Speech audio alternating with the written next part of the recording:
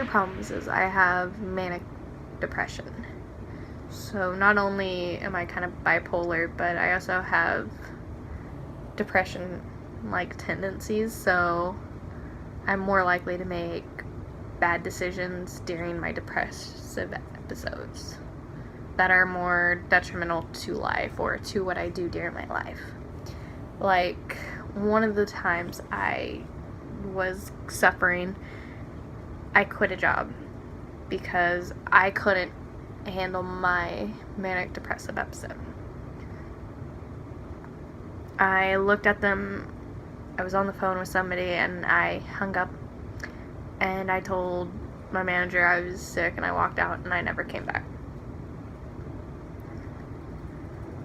And it was something I could have controlled if I was listening to what I was supposed to be doing. I was going to a psychiatrist at the time. If I was listening to what I was supposed to be doing, I would have been able to control it a lot better. But for me, I never really wanted to fix myself. I always wanted to focus on something else. Like, even to this day, I try to ignore my problems and try to fix it by doing something else. My most recent episode, I tried to ignore everything that I was going through at the time, which was a lot of stress was built up on me, and I was trying to fix everything by taking care of a litter of kittens that I found.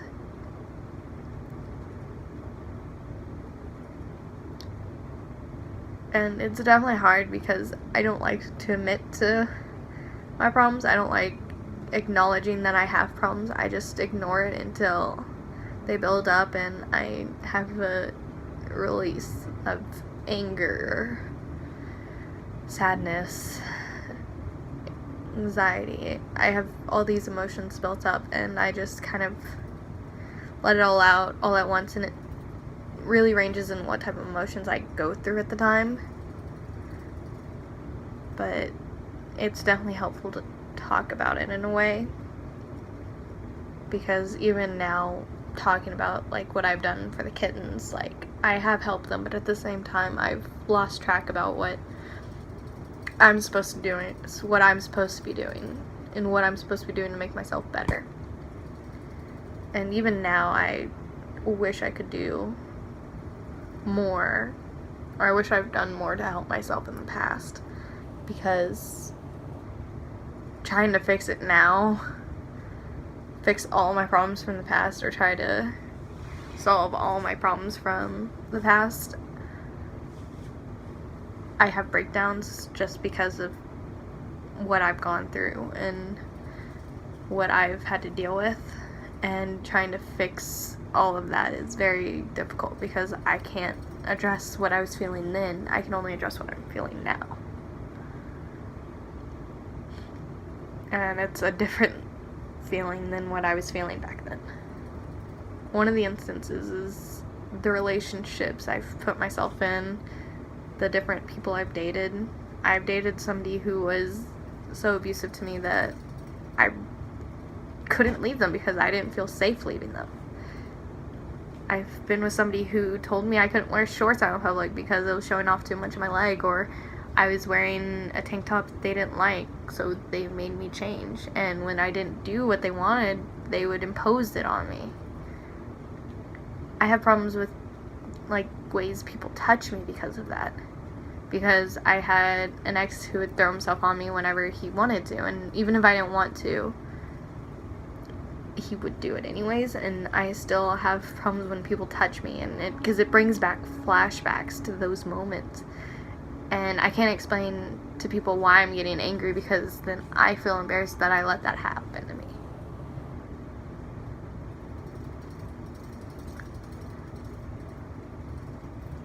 There's different ways to help yourself, especially through times like this, and talking's one of it. Addressing that you have the problem is another thing, and trying to find a solution versus hiding in the dark and hoping that all your problems just go away.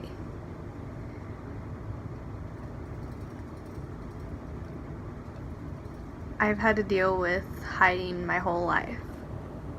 hiding my problems, hiding who I was, hiding anything about myself. And now that I have a choice, that I have people who care about me, I automatically think that they don't. I automatically think that they have hidden agendas, or that they have hidden motives that they're not telling me about. And I feel like everyone's turned against me because I've let so many things happen to myself in the past that I can't have a good time in the future. I can't just trust somebody because I automatically feel like they're going to do something bad against me, or I feel like I'm going to have a bad situation happen because it's happened before in my past. It's happened more than once. It's happened twice, 3 or 4 times.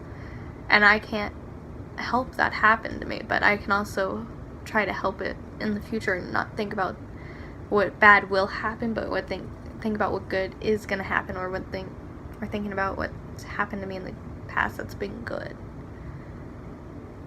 Your mind will automatically go to all your negative thoughts, but it's harder to think about all the good things that are happening. It's harder to think about the good things that's happened to you or that's happening to you right now because you have so many bad thoughts that outweigh those good thoughts.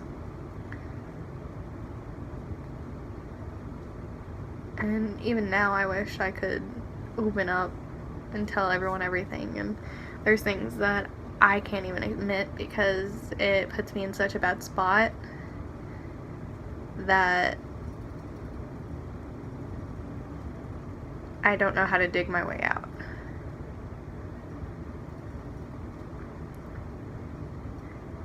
When you let things just kind of sit there, you build a hole. So it's harder to get those things out of those holes when you just let them sit there and you let the dirt rise and mount on top of it. So when you try to fix your problems and fill the holes, you have so much you have to fill, or you have so much to get out.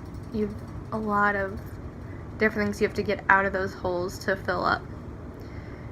And it leaves you kind of feeling empty and hopeless.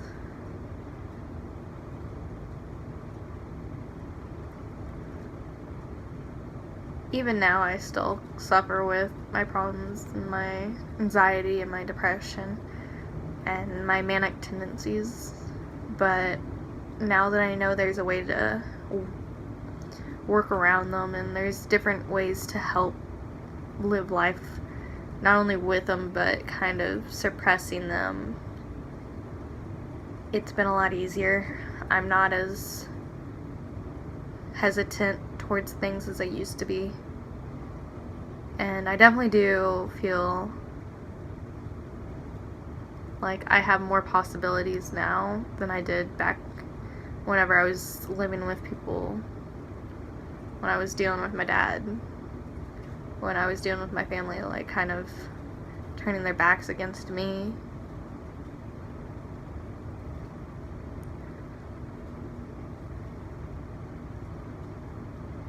I'm not 100% good anymore, or good now, but I do know that there's a better way to go through things, and that from here forward I know there's good possibilities and chances that I might not get if I just let it all go away. I know if I not failed a long time ago, that I wouldn't be here. I wouldn't be with the people that I know, with the people I love, and I wouldn't be telling my story for Jackson, for you. I'm happy that I failed, but I'm happy that I'm succeeding now.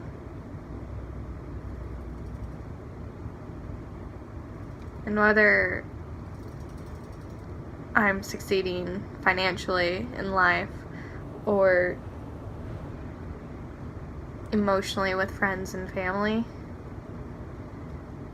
I'm happy because I know that I'm living my life to what I should have been doing a long time ago.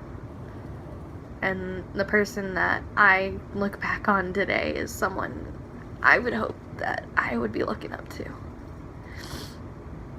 I hope that my old me looks up to me, who I am now.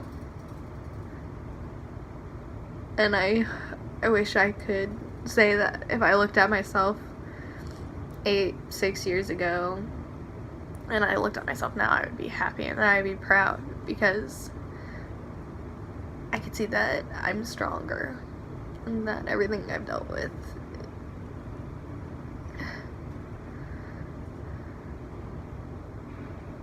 no matter what I've dealt with or how long I've dealt with anything, I know that I've worked my hardest to get to where I am now. And I do know that there's hope for no matter what you go through. There's a hope for all the things you deal with, for things to get better. And I hope that by me explaining and telling my story, that somebody will see it and know that everyone goes through something at one time or another. And sometimes the situations are similar, sometimes they are different, and I hope that somebody hears the story and knows that they can talk to somebody about what they're going through.